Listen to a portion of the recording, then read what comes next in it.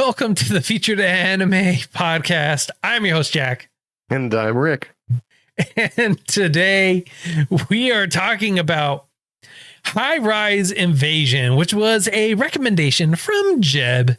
If you want to catch some of the pre-show that we usually do with every single episode, you can go to patreon.com/featured anime podcast. $1 a month will get you access to some bonus content. Not only that, it helps support us and helps us grow. If you want to help support us and help us grow through other means, you can do so by getting yourself some nice, tasty, delicious treats from Tokyo Treat using our affiliate link along with coupon code Featured Anime. Get $5 off that very first box and you get yourself some nice, wonderful, delicious, tasty treats. And trust me, these treats are delicious. You will love them. I love them every single month. My diet goes out the window and I am not ashamed to admit that.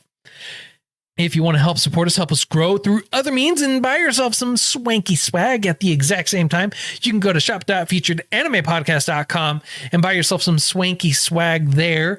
Or if you want, you can also, reach out to us, hang out with us, talk to us on our Discord, get a ping every time we go live and chat with us in our Discord. All the information and everything like that's available to you on our website and in the show notes. And you can get all that information at featuredanimepodcast.com. And now on to the meat and potatoes. High Rise Invasion, which was a 12 episode anime that aired February 2021, all just kind of dumped out at exactly the same time because it was kind of pushed by Netflix. It's a web manga. It is a producer for it is Kodansha, studio for it is Zero G. The genres for it are action, horror, mystery, and survival, just to name a couple of them. Now, this is a kind of modern day isekai anime in the sense that it is not your traditional isekai, much like how Oshinoko was also a modern day isekai. They are teleported to a different world instead of their own. And in this world, you are not allowed to go on the streets down below. And in fact, you have 3 different groups of people or a couple of different groups. You have the people that are teleported there. You have the people that are wearing happy masks and then frowny masks and then emotionless masks, right? And you learn about each of these. So the people that are wearing these happy masks, they are considered to be pushing people to despair. And their primary purpose is to drive you to despair and make it so that way you want to commit suicide. Make it so that way you want to die. And if you don't want to commit suicide, if you're fighting to the very end, they will kill you. And that is their whole purpose. Their purpose there is to drive you to that despair.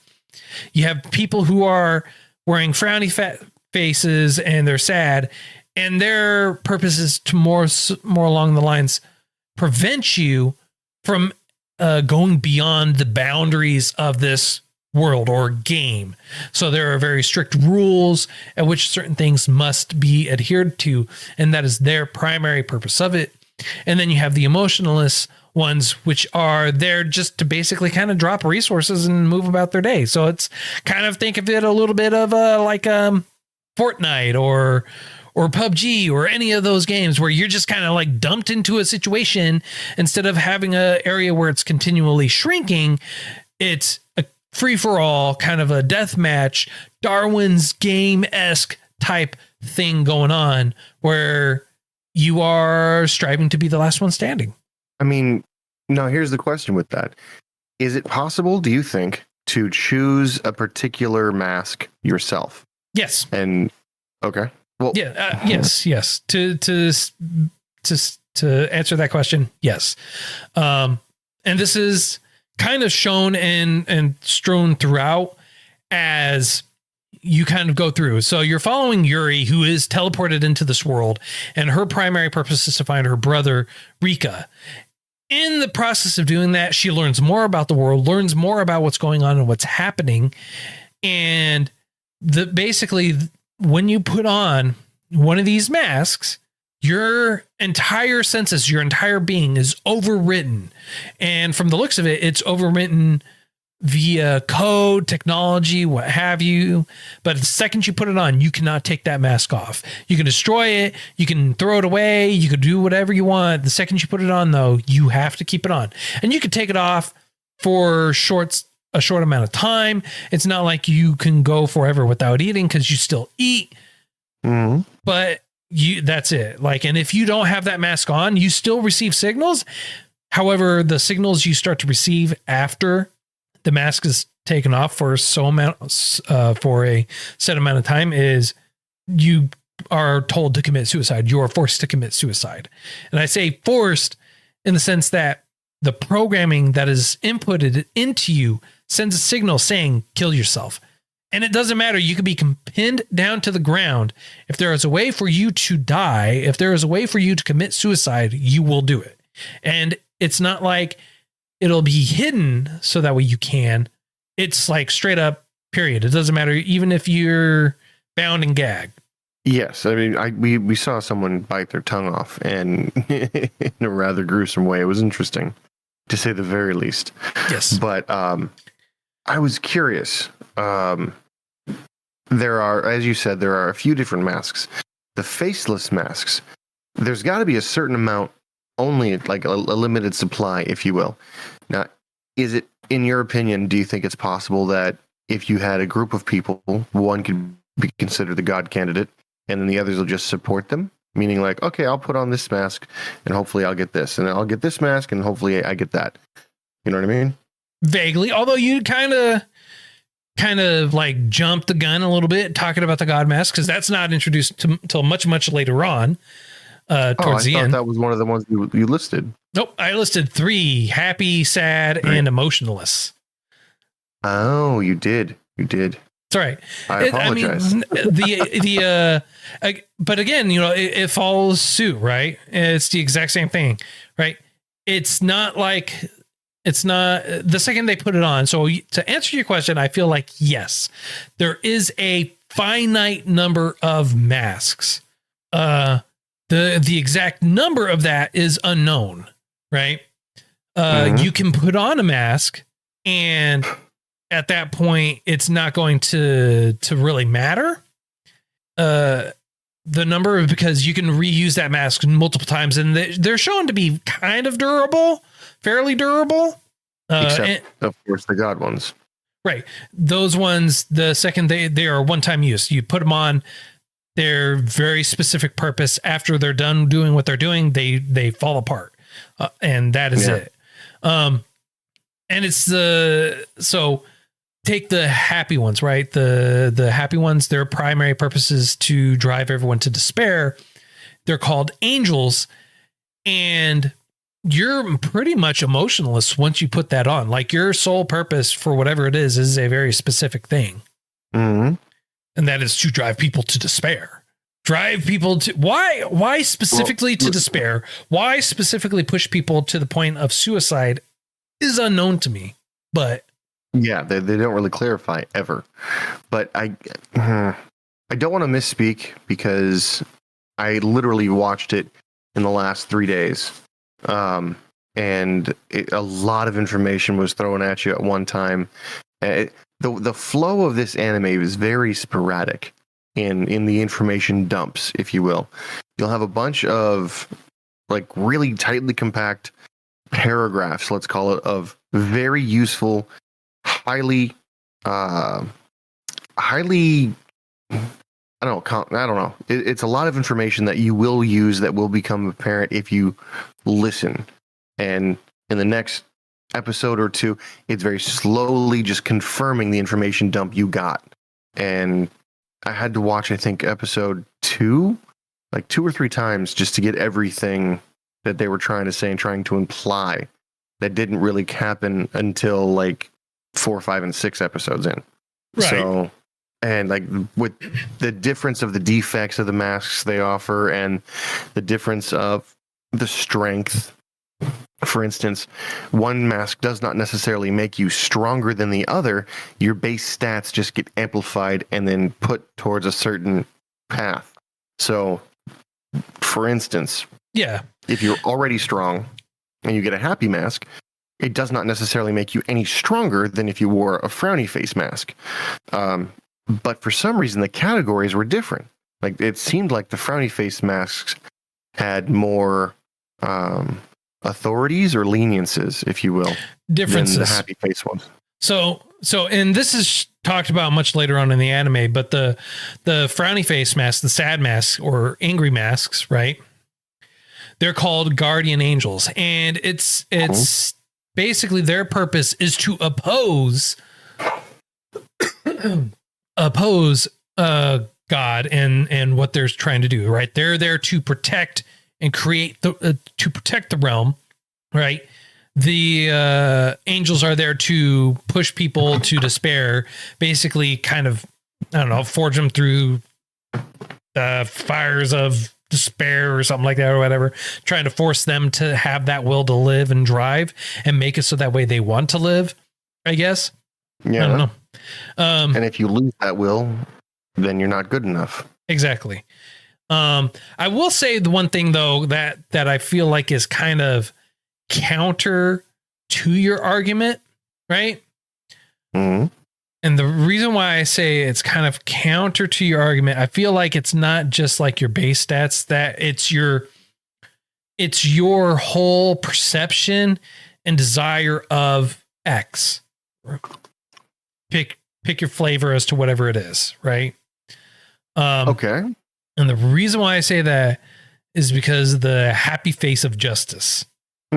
His powers are sealed. I feel like he reverts back to what he was before he put on the mask, and body stature and mentality, versus when he put on the mask, his overall mentality and sense of justice pushed him to that extreme. So I feel like there's more at play there than what we're actually told. Well, okay. Personally, my own perception. That is my own perception. Let me clarify that again. My own perception as to how I interpreted that whole thing, that whole portion of it. Yeah, and, right? And you're not, obviously I can't say you're wrong because I think you're right. But at the same time, I feel like the people who wear the masks are also incredibly durable. Oh, yes. And I think that has something to do with the mask as well, because they're getting shot, they're getting broken bones. And like in one fight, one of the female leads gets her eardrums blown out, and the mask healed them in like seconds. So I mean, it's not that the mask healed, right? It's the programming, I guess you could say, could heal it because they weren't wearing the mask, and that goes into further more detail. However, it amplifies certain things, right? It does not increase their their dexterity, right? Their endurance, their endurance. So if they get winded easily before they put on the mask, they'll get winded easily after they put on the mask. And so there's like a couple of base stats or a couple of things that they put on that is not going to increase it, right? It's not going to improve the overall stats for them. Now imagine if you had amazing endurance to begin with, because there's one big bad mask through majority of the show, the swimmer mask, and their naming scheme is a little bit lame. I'm gonna say childish, but redundant and yeah.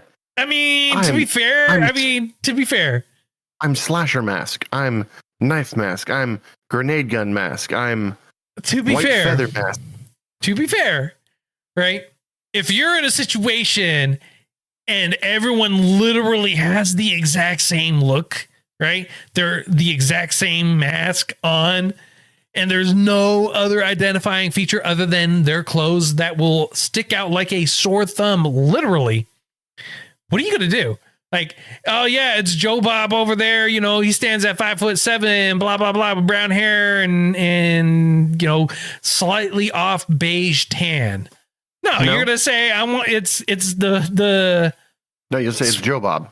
You'll say it's Joe Bob. Yeah, it's Joe Bob, right? And you don't even know because like he's wearing a shirt, and the only reason why you're calling him Joe Bob, it's because the shirt says Joe Bob. That's it. Mm-hmm. All right. You're not Well, going to. when I was younger, my mom did just have me dressed in clothing with my name on it. So, yeah, I agree. Yeah. Again, call them by their name. Right. Not, yeah, totally. not You're going to go up to a person that wants to kill you and be like, hey, man, can I get your name so that way I can tell everyone else about you? All I know is in most anime that you watch, they're like, my name is so-and-so, and I come from so-and-so, and here's my backstory. You don't have this in this. You don't have No, people coming up and entertaining those thoughts and notions. The masks in general, you're kind of mute. You don't sit there and talk about it. Anything. You're just like there to kill or drive to suicide. I'm like drive the plot too, but I'm curious, what in your mind allows some of the masked people to talk? What gives them the freedom of voice? So I believe there are certain masks that are rogue masks, let's call them, where their only objective is to kill.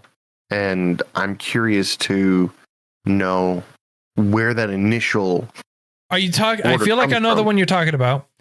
And I feel like you're talking about the chef guy. No. Okay. Although he would qualify. Okay.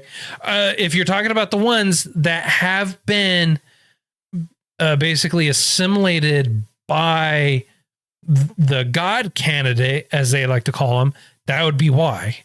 Other than that, the only time they ever talk is when they're about to die and the mask is pulled off of them. Okay, I can see that. That makes sense. For the sniper, though, the reason why he is able to talk and have a little bit more free will is because the mask was damaged, and that's his only conjecture on it, and that would lead us to it as well. And the other masks that saw that crack probably were also told, because he also became targeted by other masks as well, to make it so that way he had free will, right? He had some free will. He wasn't solely driven by X. He was like had regained some of his emotions and thoughts.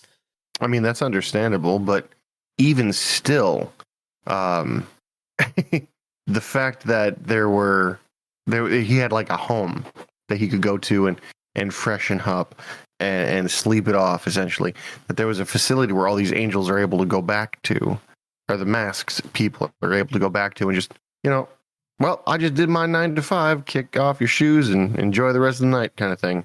Yeah. Well, it's not that. He went there and did that, but that doesn't necessarily mean that it was his domain to go do, right? Or where he can go and stay, right? He just probably went there, and all the facilities are still active and running and everything like that. He just probably went there and wanted to take a shower because he regained some composure, some of his own free will, right? He's the only one that we see that are doing that. He's the only one that's like not actively going out there looking for people without a mask to maim or push to despair. Now, do you think he has the mask on and keeps it on as a disguise even when he does not need it?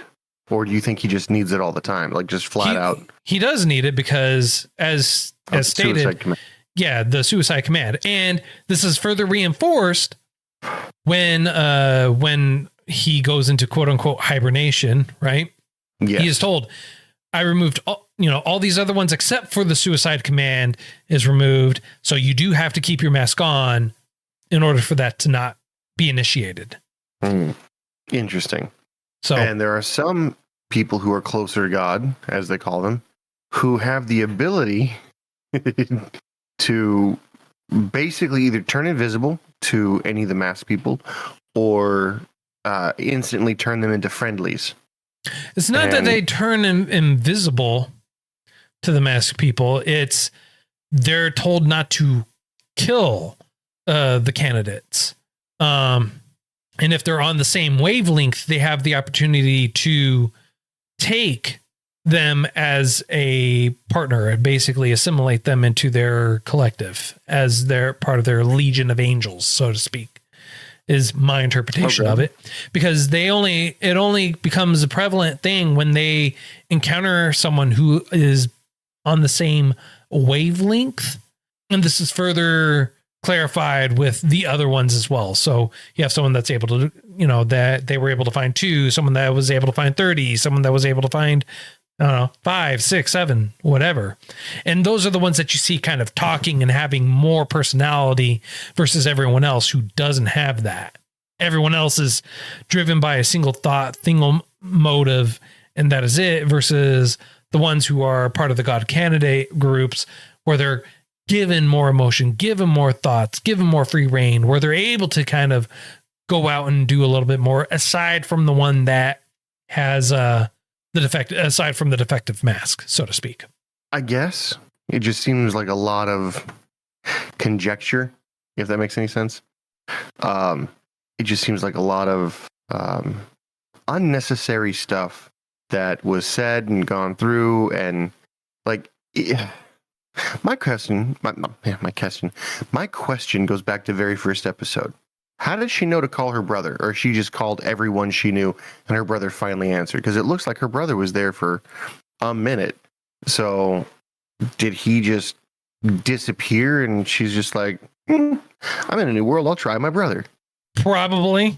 I mean, I don't know. For all I mean, like, she probably did try a whole bunch of people before she got to her brother, and her brother probably like okay, here's the thought, right? Okay. Here's a thought. This is the thought, just thought, right? We're thinking. Okay, we're thinking. The time frame at which they were there, or the time frame and duration at which they're there, does not mirror the world they're from. So while she was there in the real world with her brother a mere seconds before he disappeared, right? Or didn't even know, they'd probably disappeared at the same time. The rate at which they appeared in the same world is different. Okay. Conjecture, right? And no, it makes sense. I'll take it. I have no evidence to the contrary, and it does fit. That'd be the only thing, right? I mean, like, and it's not like we haven't seen that done before, right? Because it's been done in other anime. So I mean, like, it wouldn't be out of the realm of possibility that it's like that here as well, right? So yeah, that's true. Well, so I've got a weird question. How come there are certain, I'd say, uncontrollables? You know what I mean? Like the blank face, the supply runners. They don't really adhere. They don't really attack. They've got a secondary set of commands. They're suppliers. That's all they do, right? But why would you want why would you want someone that's basically their entire stats isn't boosted or anything like that? They're just there to drop off food and then skedoodle. So why would you want them? Like, that's all they do. That's all you ever see him do is drop off supplies, and that's it. And sniper guy even says, "Oh, look, it's mealtime." That's it. But why? Why mealtime? My question would be, in this particular aspect of it, why would you care about keeping these people alive? Because it's meant to, because you don't want people dying of hunger, right? It's not just food that they're being given either, which is why I drew correlation in between like PUBG, Fortnite, all these other ones where supplies are randomly dropped. And it's like, hey, if you know where it is, you're going to go there and you're going to get the supplies, because it's not just food and nourishment. It's weapons to help you out, to make it so that way you're in a better standing versus everyone else. And it's not just like a bat or club or something like that. It's guns, it's knives, it's swords, it's whatever else. See, I had thought foolishly and as a joke, there's a hidden point scheme somewhere. Like, the reason that you get certain food, you get certain items depending on how well you do or how poorly you do, or if you need more help than somebody else, and the ability to unlock certain other abilities would be highly dependent on your loot box for the day, you know? And I'm actually, so can you explain something to me, possibly? This might be going to spoiler territory, I'm not quite sure, but those that are close to God, can they teach each other how to do stuff, or is it innate? It's innate. Like, they all have the same base, but the conditions and they even say this, like, your alignment or susceptibility or whatever to X abilities will be different from someone else, and you will find those easier to unlock versus someone else, you know, and vice versa. Like, they may unlock certain abilities easier than what you are able to unlock. But the point is, you could, if you wanted to, if you had So take, for Everyone's example, got the same move set. They just don't have access to it all. correct. Take, for example, the ability to control other masks, right? Yes. Yuri didn't unlock that ability until she came in contact with someone who had the same wavelength as her. That's when the ability unlocked of her. Certain conditions have to be met, from my point of view, in order for them to unlock. I understand that, and I get what you're saying with that. But what kind of hellion are we led, or are we meant to believe she is, if the first one that she's able to dominate, let's say, is that particular one, the one that she does? Like, absolutely. Well, it does one of two things for me. It either means that she's delusional to that point, or she's got incredible untapped potential, which I assume is what the show is trying to imply. right. I don't understand the delusional portion of it, though. Like, could you clarify why you say that? So the mask that she's able to dominate believes wholeheartedly in their purpose, Right. and to the point where they're not able to be taken over by anybody with a less strong desire. Like their own mental purpose has to supersede theirs. That this masks, and he's nuts, straight up delusional. So he was able to be dominated before by someone else. However, he was manipulated to think that it was like he's easily manipulated. Much like how she was able to dominate him, in the fact that in order for her to be able to control him, she had to restrict his powers. Same thing happened before. Basically, if she wants to maintain control over him, she has to keep his powers restricted, which keeps him under her control. It was like that with the guy that Holder. It was like the guy that had him before. Same thing. Yeah, controlled him, but had to restrict the powers completely too. So he was useless. He was a gopher at best. Right. Well, hopefully. Do you think there's a season 2 coming out? I imagine there should be. I would assume so. With that said, if there was not a season 2, I'd be disappointed. But if there was not any further, hey, you can unlock 2% of your power, which is 100% of a normal person kind of thing, then we can go with that. But you can only be 2% crazy. Sure. Otherwise, he's useless. He's not even a good gatherer. He's clumsy. He's a bumbling idiot most of the time, according to what we saw. And yeah, not even a good sleeper. And when he came to, he was like, oh, what evil man has done? Oh, you're over there. I shall get ye. Yeah, you basically have to manipulate him because he's single-minded and slow. Well, it's not that. It's that his sense of justice is just that strong, right? So it dominates his entire personality with the mask. Yeah. I feel like she will be able to win him to her side through particular means, because he already showed signs of wanting to, or signs of submission, so to speak, to her towards the end. So we'll see kind of how that plays out. But in general, I don't think him being her first control is indicative of anything, in all honesty. Okay. Now, did you notice that once a masked was turned into a controlled via the touch or the action of someone close to God, do you see them as becoming more or less powerful, or just the same? They're the same. They just have more free reign to do what they want. Mm-hmm. Okay. It's not that their abilities increase or get better. It's that they now have a little bit more free will, and they're able to exercise whatever their abilities are to begin with. Okay. Well, what happens when you have a weak person take the mask? They'll become physically strong, but they will not be an obstacle, Okay. I mean, do Whereas we need when you to have re- the swimmer- do we need to revisit Justice again? Because No, what I mean is, no, hear me out. What I mean is, the swimmer who had a strong body, uh-huh. everything was going for him until Uh-huh. his mask broke, and then he's like, "I think I'm going to die." So everything's until the mask comes off. They're superhuman. They're beyond normal. Well, the reason why he said he's going to die when the mask came off is because the signal for him to die, to be killed, will probably be activated. Now, here's the thing, though. I feel like it's dependent on the person, right? And whether or not the God candidate allows them to have that mask off. So he may have been told, you are never allowed to take the mask off, fill in the blank as to reason why. Because Fair. you see some of them walking around where they aren't ever wearing the masks and they have it on their arm or they have it somewhere else. No, I thought those were called like the higher angels, the archangels.